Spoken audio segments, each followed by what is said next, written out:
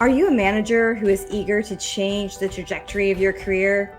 I have spent the last 23 years as a Fortune 50 leader learning from other industry leaders how to break free from limiting beliefs and habits. On the Might in Motion podcast, we focus on the 4 M's: motivation, momentum, mindfulness, and might. We bring you leaders from Fortune companies, doctors, and entrepreneurs. Their stories of living their own might in motion will inspire you to create your own action plan and achieve your goals. Welcome to Might in Motion. Today's episode of Might in Motion is brought to you by Pantheon FM, Fortunes Magnified. Pantheon FM is changing the world through entrepreneurship. In this community, you will find everything you need to create, amplify, and monetize your world-changing business. Join us at pantheon.community/register/LAUA. Today, I get to welcome Tom Schin. He is the owner of Build Better Culture. His clients work with him to understand what their culture is and build strategies around culture and employee engagement to create happy workplaces with high retention. He offers expertise in communication, leadership development, and team alignment. He's also a hero, creator, and caregiver. Tom, welcome to Might in Motion. Thank you so much, Mariana, for having me. I'm really excited to be here. I've listened to several episodes, and so this is a great honor. And the energy and anxious energy, I should say, it's just pumping. I'm like, yeah, let's go. Yeah, let's go, right? And we're going to start with hero, creator, and caregiver because I love looking at people's LinkedIn, and when I saw that, I was like, ooh, that's a little different. So tell us more about what those mean and what's an archetype and all those things. Right. So as you hit it, they're archetypes. I years ago had met a wonderful friend of mine.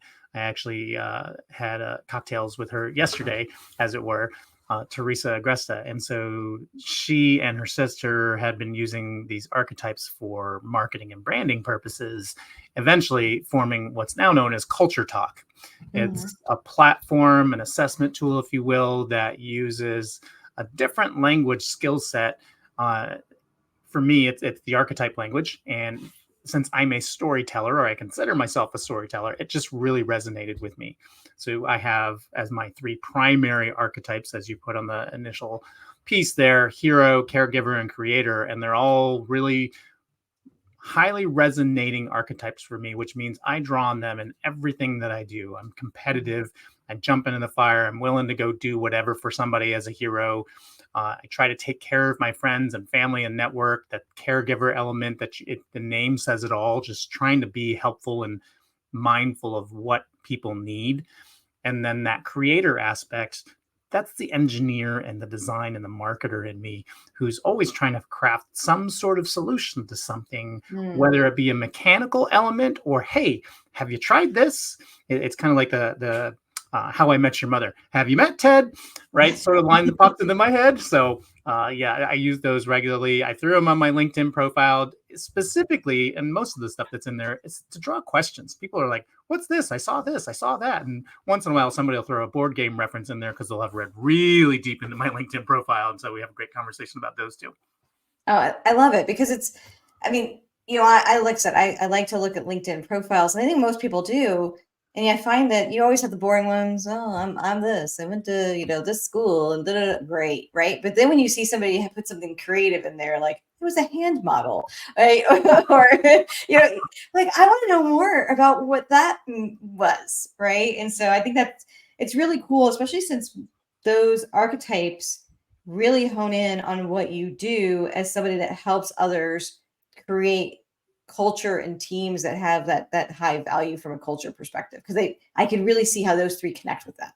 Yeah, I think it really sets a nice base level of information for people to speak from. So I'm getting ready to do another workshop where you help individuals learn their tendencies. Their archetypes are their archetypes, whether they realize them or not. It's your behavior styles, your patterns that occur in your life.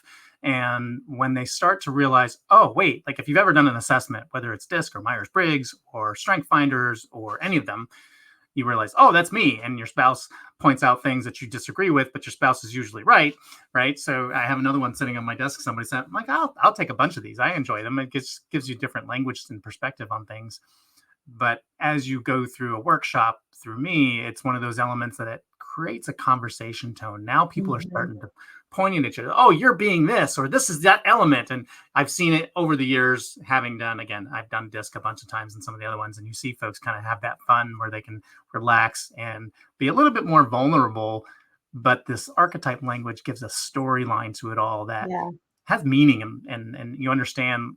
All right, as I found out many years ago, I was at a high school reunion, and one of my classmates, who embarrassingly I didn't remember who she was. I went to when I left high school, that was it. I got out of Dodge, and boom, boom, boom. So I go to a reunion and I see the few friends that I grew up with. And this one I sort of remember, but not really. And she said, yeah, I worked with you at Burger King for 3 days and then I quit because you were a fry Nazi.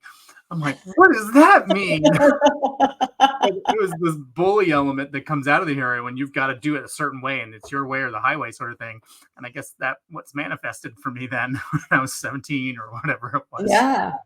No, I kind of like this archetype thing as well. A little bit, it's different than disc. I remember when in the days when we were in the office and not, working, in a remote environment, everybody would have their disc assessment on this big post-it note that was outside your cube. So when you walked up, you knew like what kind of person they were. And it just, I don't know, always felt like it was really confining people. Mhm. Whereas when we get that storyteller aspect, it almost seems a little bit more open and enabling. Right. You get to understand why people are. It doesn't mean that you get an excuse to being a jerk, right? Right. But it helps you understand this person's really number centric and they like to have all these Mhm. details. And, you can pick out what sort of archetype once you learn what it is. And you start to understand, oh, well, they like to have all this stuff. This is why they take so long to make decisions, is they need all this stuff and it drives them back crazy when somebody brings them half of the plate. Like, Yeah. no, not going there. So you tend to see those, what we call sages in kind of accounting finance roles, just a little bit more typical, just because they like to have all their information before they make decisions on things. And, in that disc world, there's, they have their acronyms, they have their four quadrants, but it's a lot of fun. I love the tool. I love what Teresa and Cynthia have created with it. And there's so many applications for it. It's just a matter of, do you want to embrace and use it on a regular basis to Right. make it meaningful? As with any tool, if I can buy the best shovel in the world, if I only use it once, what's it Right. do? Right. I love that. Now, you focus a lot on culture, and I love this concept. I'm a big fan of kind of creating a culture of community whenever I'm over a team or part of a team. Is like, how do we become more of a community feel? And that's what draws me. I find that when people are looking at maybe other teams to move into, or maybe they're creating a new organization, right? And they're having to build a team from scratch, that finding people that fits that culture really can allow the team to succeed overall. What do Mhm. you recommend for maybe a new leader or a new company that's actually starting to grow, on what they should do to make sure that they're creating a winning culture, and by finding the right people that fit that culture? Yeah, I think a little bit of that in that new environment is a little trial and error for sure. Mhm. I'm a big fan of asking folks and being transparent. There's a probably, if I were like a controller or a CFO, not to stereotype them, but if I'm looking at this culture stuff, I'm thinking, poppycock. This is fluffy stuff. Who cares, right? But Right. at the end of the day, there's numbers and dollars and cents, and we can have that conversation a different day. But for a new manager, it's pay attention to this. You can still hold people accountable to productivity metrics and have a healthy culture and spend That's right. time and energy on a healthy culture and engaging your people. But it's really finding out what makes all of them tick, what's important to them, and meeting them where they need to be met. I was listening to another podcast. Tom, my friend Tom runs one. It's called Tom's Engaging HR Podcast. And he was talking with one of his guests about that same kind of thing. It's not just where you think they need to be met, it's where they actually need to be met. So that way you can both be productive. It doesn't mean you have to give on everything. That's the fear that a lot of people have. But if you can find a level playing ground, it doesn't have to be a lose-lose. It doesn't need to Yeah. be a my way or the highway scenario. So be comfortable asking questions and letting folks know, I'm comfortable with this. I don't know the answer to that. Let me find this out. I may not come back with the answer that you want, but don't try to pretend that you know it all, because no Yeah. one does. Yep, that's exactly right. And it's interesting that you talk about finding that commonality, right? And everybody wants to be included. They want to be on the team. They don't want to be the last kid picked for, dodgeball, right? You Yeah. want to be part of the team. And that common ground is creating that environment where you are one. You are part of the group, right? And you still have to be held accountable. I'm a firm believer, because when you don't hold people accountable, then that starts causing dysfunction as Then well you within the roughshod, group. and who knows what's going to happen. But yeah, and Yeah, then bad stuff happens. But yeah, I think the accountability piece, as long as you're setting good expectations that are fair, reasonable, all the SMART goals that we talk about, right? There's yeah, lots of different acronyms, but that's the one that most people use. As long as it's reasonable and fair and it's clear, don't pretend that somebody knows exactly what you're talking about without clarifying it. right. That's such an easy step. But like, I'm thinking X. Are you on the same page with me, or are you thinking something different? And let's talk it through. Yeah. Otherwise, you're assuming, and we know what happens then. Yes. I do that. I make an ass of myself all the time. Yeah. I mean, and don't feel like you have to get it perfect either. Just own it. That's right. That's right. Um, it's interesting. You've written a little bit about this in some of your blogs slash newsletters that I've read on LinkedIn, where you talk a little bit about mentoring and providing that mentorship opportunity to others. And I love this concept of helping others. I think when you serve, then you not only do you elevate, but the whole group elevates, right? So Mhm. I'd love to know your thoughts on kind of how you help people get into that mindset of a mentorship mindset. I liken that there's a gentleman, Steve Brown, with an E on the end. He's up in Cincinnati, works for La Rosa's. They're apparently this fantastic pizza chain up in the Cincinnati area. I haven't had it, and I don't think I can mail order a pizza, but someday we're going to figure this out. Anyway, in one of his books, he describes this mentorship of have a mentor, but Mhm. be a mentor, Yeah. right? If I'm going to take, I sure as hell better be giving, right? I'm imparting knowledge, sharing my experiences. Right? It's kind of like being a parent. Just as much as you're teaching your children, they're teaching you every day, especially for the newbies. They're so worried. What about this? What about that? No, no, no. Everything will work out. Yep. Don't put an electrical socket in front of a baby, but you know, you're going to be fine. They're going to eat a little dirt. They're going to get a little bruise. They're going to get a scrape. You'll probably bump your head. But at the end of the day, they're going to grow up and be fine. And that mentorship analogy that it references, you have to be prepared to share information. Otherwise, how's somebody going to Mm. learn what to do, what not to do? And Right. it doesn't mean that you have to give them all the answers, but if you can steer them in the right course and steer them into the mindset of, let me know how to discover this stuff and sort of process when I think about things. When I've done mentorship, I try to ask folks, and I'm not perfect at it by any means, but I try to keep the mindset of, how do you think you should handle this? Or what have you tried? Mhm. So that I get a clear idea of not telling them what to do. And sometimes I tell them what to do. Like, I goof, and I do it at home too. I'm kind of, try not to be a know-it-all, but sometimes it comes through. Right. But you try and be helpful and make suggestions, and don't look to ask for every little thing. It's okay to ask once in a while, but if you're giving more than you're getting, that's a good Mm. spot to be in. Then you're doing it right. Yeah. Yeah. I like those kind of open-ended questions and helping to guide people. It's almost like when you're bowling as a kid, right? And you've got the bumpers. So you still know the direction you're going, you know what the intent is, but there's this safety net that can kind of Right. push you back gently in the direction that you need to go. I like that analogy. That's great. I'm going to use that. And yeah, you might actually like, for me, I need them even today. Like I still like it won't matter how much mentorship I have. I'm still going to need people in my life that are, hey, let me just kind of nudge you. And I love the thought that you have of like, not only should you be a mentor to others, but be willing to accept mentorship from someone else. And, Mhm. I see that in group chats that I'm part of, right? And, one, mom will ask a question and you'll see other moms chime in with, here's some thought process about how to handle situations. And then I can take that just as an observer and, oh yeah, I should probably apply that here too. So there's Right. so many different ways to be mentored. There are no new ideas, really, if you think about it. Yes, computer Yeah, programming, blah, blah, blah, but if you say AI, then I'm going to say Terminator, right? Cyberdyne right. Industries. AI has been around. But if you think about it, and I think there's a book called Sapiens. I forgot the author's name. It's this novel. It's huge. Really, really good audio book, the way it's described, but it takes like 20 hours to get through. But the gist of that story piece that I was referencing is it talks about the ideas. Somebody's Mm, taken that idea, they hadn't thought about it in the context of whatever they're working on. Oh, this would work really well. Engineers are brilliant at this. They'll find some examples and take the lawnmower piece and throw it into a car engine. And all of a sudden it runs and mows their lawn at the same time. Right. right. So it's, how do you apply it? How's the context? And again, back to the story, right? Where's your storyline? What have you Yeah. learned? Where are you going with this? And finding out those elements. And that's, again, back to the culture and engagement. If you can find out what makes people tick and what's exciting to them, you're going to come up with those stories, and they'll be more open about sharing. I had this idea. It might be crazy. It probably is, but hear them out. They Right. love talking about their ideas. People are more creative than they like to give That's themselves right. credit for. That is absolutely right.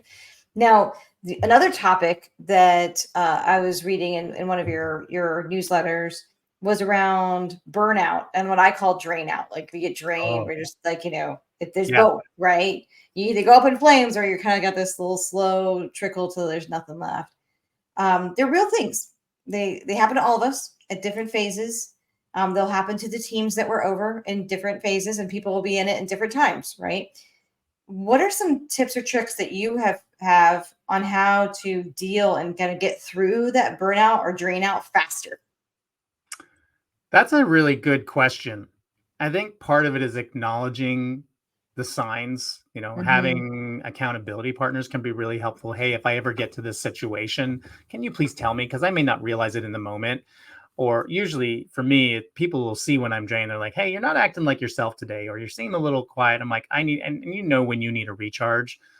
But Hmm. it's also recognizing what gets you going, right? What's going to Mm, recharge that battery? For me, it's my ukulele, it's hanging out with my friends, it's going to the gym and getting a good wad in, right? So there are a couple of things where I know I feed off of other people's energy, and those are a few places I can go, whether it's posting a ukulele song or going to the gym and working out with 2 or 3 people and just feeling the energy of things. So for me, it's looking at what fills the tank, mhm. recognize your markers of when your tank is empty, take a break by all means. I've done it. I do it like use social channels to promote things. There are times where I go dark for a couple of weeks. I'm like, my Mhm. brain's tapped, the marketing juices are empty. I just need a little break to come back to things. And, vacations are great for that, but sometimes your brain just needs a rest. And having a good network of folks who can check in on you on those things and knowing that about yourself is really helpful. If you're unaware of those things, then ask some folks, hey, if I seem a little off, tell me, help me identify Right. some of these things. And certainly, you can seek some professional help for guidance on some of those things too. And I'm a proponent of that too. If you need it, great, go for it. It's going to help. Nothing wrong with that. Don't be embarrassed by it. That 100%. And it's interesting when you talk about accountability partners. Sometimes it's left unsaid. You don't even realize. But when you said that moment, what you said just now, I was like a person popped into my head who's on my team, and I know that he will ping me, and he's like, "You're not you. You need to go. You probably need to like step away, right?" Mhm. And it's cool that I have somebody, and he reports to me. Like he has no hesitation to be able to say, "Hey, Mariana, like." You need to take a day off, or you need to take half a day off, or you need to go for a walk, because then I know, like, oh, okay, my energy is impacting the team's energy, and I've Yeah. got somebody who's willing to hold me accountable and isn't afraid to hold me accountable so that I can pivot so that the whole team can be better because of it, Yeah. And those right? folks almost become your biggest champions too, because when they see you in the high energy, they're out there celebrating and high fiving you That's right. virtually or in person. They're like, oh, this is awesome. This is fantastic. This is the most special thing since we discovered sliced bread or whatever the Yeah. euphemism is. Yeah, and having, to your point, those things that recharge you is key as well. I was talking to somebody earlier today, and she was asking me, "Okay, what are you doing to recharge?" And I kind of thought about it, like, "Oh, I'm doing some different things, and that might be baking something, or fiddling in the garden for 5 minutes, Yeah. or Yeah. taking the kids to a farmer's market." Whereas 6 months ago, I probably would have said something completely different. I probably would have said, "Oh, going to the gym and lifting heavy things, or going for doing a 5K or whatever." Right? but you have to be okay with pivoting, because different phases in your life and different periods are going to, you're going to be different things that fill your cup. Yeah. Well, and I think of like even that analogy with the gym. Sometimes you have somebody's going through an injury and they can't get Right. their fix from the gym. What do they do now? All right, well, maybe a friend will help give them a little pep talk, find some other outlet, something that's healthy. Yeah. You don't want to go down to the dark side and go down that rabbit hole. I know some people do. And it's a matter of just having a good support network. And if you're on your own, go find, it's kind of like the recent college grad and you have to move to the new city. Go make some new friends. They may not be your best friends. They may not be your college pals, right? But you have an opportunity to go meet people, even if you're an introvert. Go Yep. find introverts near me, right? Yeah. There's a group out there, and they have many attributes, and you may make a whole batch of new friends that are going to be lifelong partners. That's right. What are some challenges that you work with your clients on to help them grow their culture and their teams and improve? Yeah, a big one that I'm trying to stay centered in on right now is the manager development piece. There are, I've say this a million times and probably a million times more, is that the two big reasons that people leave an organization, one is their manager, two is their culture. Like their manager or the yeller and screamer, they got to go. But having an impact on those managers, and they in turn carry that torch for the culture and how people connect to the organization, their engagement factor. So the manager development piece, working on soft skills, working on the warm fuzzy things that don't necessarily have a metric today, but helping them see, if I change my tune here a little bit, choose some different words, take a little bit more time to pause, sort of like a communications course, but a little different. You have real live scenarios where I'm struggling with this employee or I have this challenge. I was speaking with one person who kept using the word problem. I'm like, let's take that word out of the vocabulary.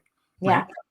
See what it does. And I brought that up. And again, another session today, here's this example. And if you start to change the verbiage, it changes your outlook. It's kind of like standing up and smiling. And when you're recording a voicemail message for somebody, the tone and the message and how it comes across is so different. And it changes your outlook. And ultimately, if you do it well, it's going to change your mood, especially if you're down in the dumps or you just need a little pep talk. You getting up and having some of those conversations, because leaving voicemails is lots of fun. I know I've been doing that sales shtick for ages, but you get comfortable with it. And sometimes it just brings you out because you can be like for me, I'm hokey and dad jokey. And so I'll drop little zingers here and there. And so it helps me get out of funks too.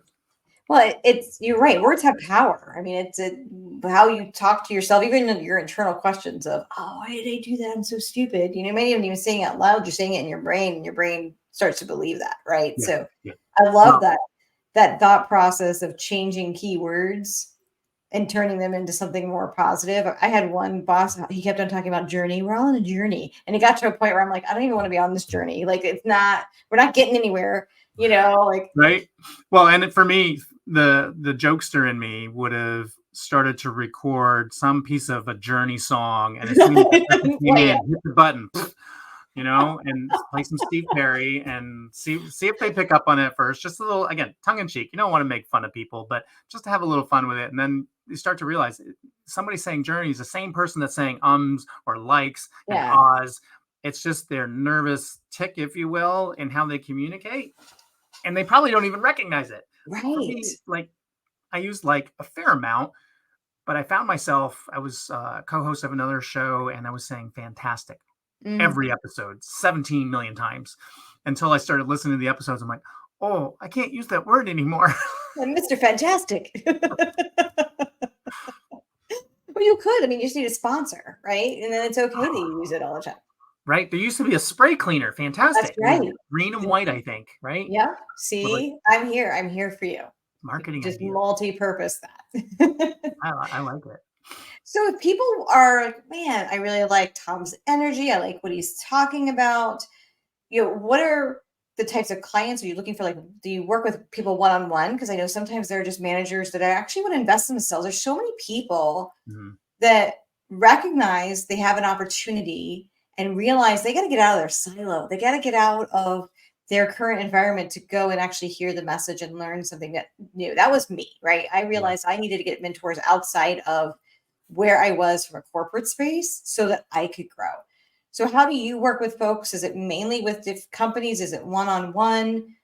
It's a mixed bag, really. So inevitably, a company will say, "Hey, I've got a group of managers. I want to do a sort of quarterly or monthly or bi-monthly type of settings where we're doing more one content, little lecture, engaged style, some participation. But the one-on-one piece is equally valuable, where you have a manager who's just needs that sounding board." Mm-hmm. And they want to talk about their examples and share some stories and have a safe space. And that's the beauty of using an external person, is that you're not in my organization. I can just give you my side. I'm not going to get rebuttal and this and that and the other. I'm going to be able to share my story and learn from that, and just kind of be in the soundproof box, if you will. So Mm-hmm. one-on-one doesn't have to be tied to an organization. If somebody wants to grow and learn, let's have a conversation, or find one near you, somebody who does management development or leadership development work. Talk to them. The cost of it is always the sticker shock piece for people, but you're not going to know what they offer without having some conversation and listening to people. You have to find the right person. It's as with any, client vendor relationship. Know who you're dealing with, and you either get along with them or you don't. It's like when you buy a house, you Yeah. want the right realtor. Or when you go to the mechanic, that mechanic has to know that, hey, I'm going to be picky about these things and not about those. All those, know who you're working with. Yeah. It's everything's relational. Can't talk today, it sounds like. But and that's even if you're working to find a mentor within your organization, Mm-hmm. or if you're willing to get outside of the box and start working with somebody like yourself. It is about, do you have that connection? Because Yeah. when you do, it's fire. Yeah. When you don't, it's just another chore on your list of to-dos. Right. And don't And just find somebody who's going to be an echo chamber. That doesn't do you any good. right. Find somebody, yes, they can agree with you from time to time, but they're also going to push you a little bit, push you outside of your comfort zone and tell you, hey, there might be another way to do this. Yeah. Or have you thought about this? And sort of paint a picture and walk you through those scenarios. Because that's the other danger point, is you run into these echo chambers that Hmm. you're never going to grow. Yes, that's exactly right. And so when you start recognizing that, breaking free, I think is really, really critical for anybody in a leadership position, because it's going to allow you to continue to elevate. And if you elevate, your whole team elevates. That's it. Everybody grows. That's it. You can lead by example. If you're studying, not everybody's going to be a bookworm. They don't need to be. But if you're giving Right. good examples and guiding them, you're teaching them that adding knowledge to your brain is a good thing. And Yeah. they will pick up on it. And, it's interesting. It's an interesting dynamic in that I'm not a huge reader. I fall asleep when I read books, but I love audiobooks. I can listen Hmm. to them, get through my chunks, rewind, go back, and be fine with it, and absorb the knowledge and the pace at which I need to. And then you'll have other folks, like my kid, my whole family puts me to shame. It'll take me days to get through a short story, where they'll read it in 5 minutes, and we'll watch movies and they'll be scrolling text. And I'm like, wait, pause, wait, pause, wait, pause. And they're like, come on, really? And they make fun of me over it. But, we're all So different. what's like one of the better audiobooks that you have listened to recently that you think, everybody should listen to this? Oh, that's a really good question. So, one that's on Apple TV right now, I listened to this a little bit back, but it's just showing up on Apple TV now, is Dark Matter by Blake Crouch. Okay. That's a really, really good story, especially if you like science and engineering and kind of intrigue, quantum physics sort of thing. You don't have to be a physicist, but the storyline's great. Read the book before you watch the rest of the show. It's just how the author portrays everything and explains everything is so vivid. And Blake has other material too. There's another book that they have. There's also The Midnight Library. I forget who the author on that is, but that's another really good one that showed up in my audio feed. And so I think a friend of mine had recommended that, and really good storyline. Again, going across time and gaps. It's fascinating. I love that. I'm always looking for something new to read because I am an avid reader. My kids are too, and it's always fun to weave something in that's different than what you kind of get into a niche, right? We're like, "Oh, I'm Yeah. just gonna read this type of book forever," and then you get burned out. And so I love weaving different things together. It's phenomenal. So I want to share, the best way for people to connect with you. And I know we're going to put all the links in the show notes, but if there's one place you want to point our audio listeners to, where would that be if they want to reach out to you and potentially work with you?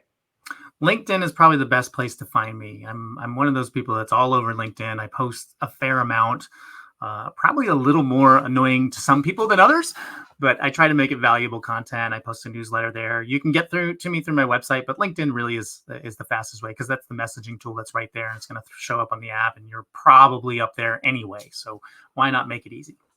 I love that. I'm obviously big on LinkedIn as well, and it's just a fantastic tool to connect with others.